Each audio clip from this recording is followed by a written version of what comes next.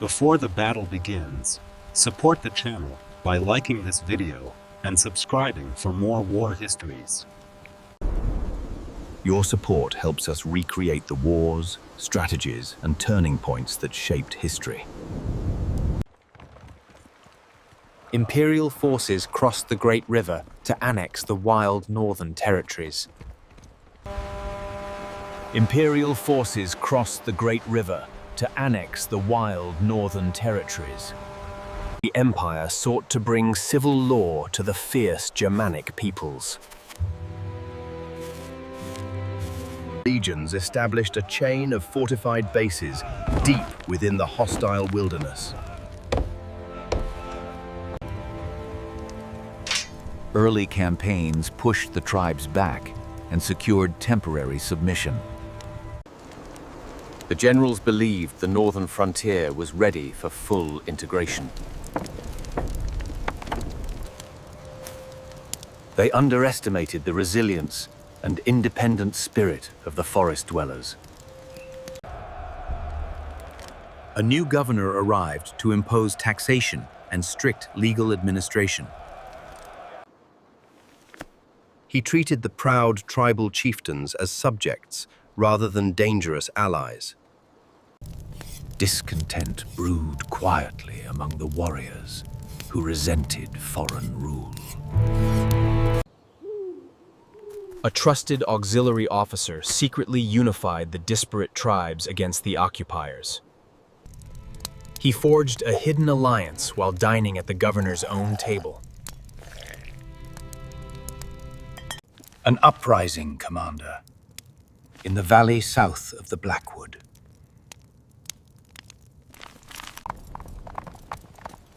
The army departed its summer quarters and marched into the unknown. 3 heavy legions moved slowly through difficult and uncleared terrain. The baggage train stretched for miles and separated the combat units.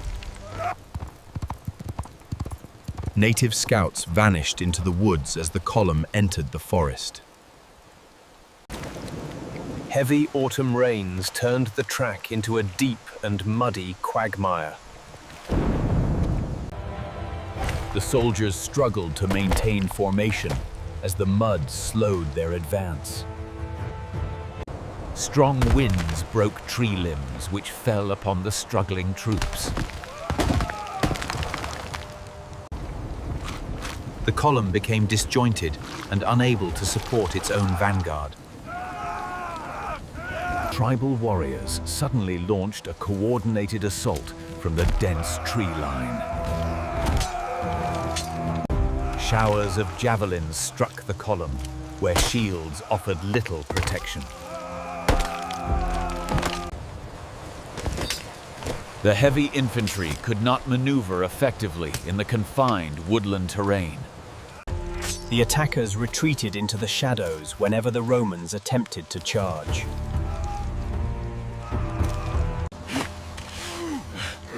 Night fell, and the exhausted army built a makeshift defensive camp. The commander ordered the destruction of non-essential wagons and equipment. The army resumed its desperate march the next morning, under constant harassment. They hoped to reach the open country, where their formations functioned best. The conspirator now openly led the enemy forces against his former masters. Attacks continued relentlessly as the terrain forced them into narrow passes. The cavalry attempted to flee, but ran into prepared blocking positions. Panic began to spread among the auxiliary cohorts guarding the flanks. The legions suffered heavy casualties while fighting through the second day. Another wet night brought misery to the cold and wounded survivors. They advanced on the 3rd day into a carefully prepared kill zone. A massive earthen rampart blocked their path between the hill and swamp. The trapped soldiers faced the wall, manned by thousands of screaming enemies. Desperate attempts to storm the fortification failed under withering projectile fire. The Roman line finally broke as the tribesmen swarmed down the slopes. Discipline collapsed completely as the army dissolved into a panicked mob.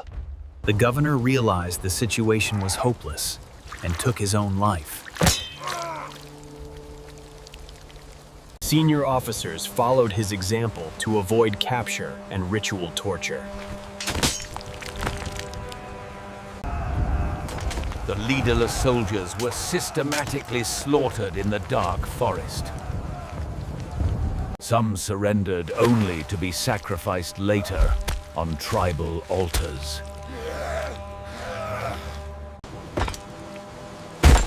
The victors nailed the severed heads of centurions to the sacred trees. 3 imperial eagles were captured and desecrated by the triumphant barbarians.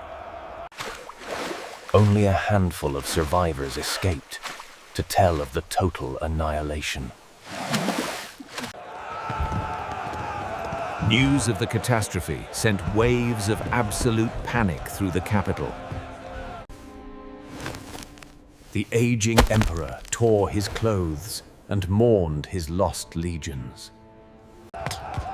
He deployed the Imperial Guard to the city streets, fearing immediate invasion. A new general led a punitive expedition to recover the lost honor. He marched back into the forest to bury the bleached bones of the dead.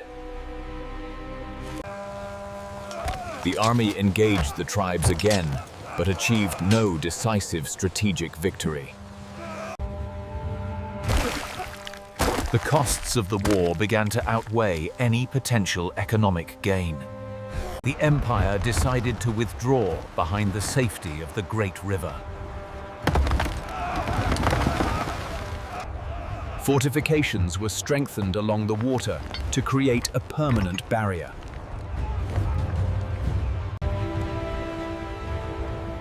The northern frontier became a heavily militarized zone for centuries. Periodic raids continued, but the dream of conquest had officially died. The tribes remained free and gradually coalesced into larger confederations. The failure to conquer Germania haunted the empire for generations to come. Military policy shifted permanently from aggressive expansion to guarded defensive containment. The border shaped the future of the continent and the eventual fall of Rome. Two distinct worlds developed on opposite sides of the fortified river line.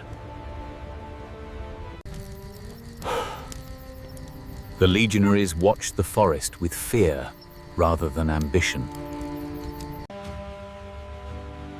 The conflict proved that the imperial war machine was not invincible.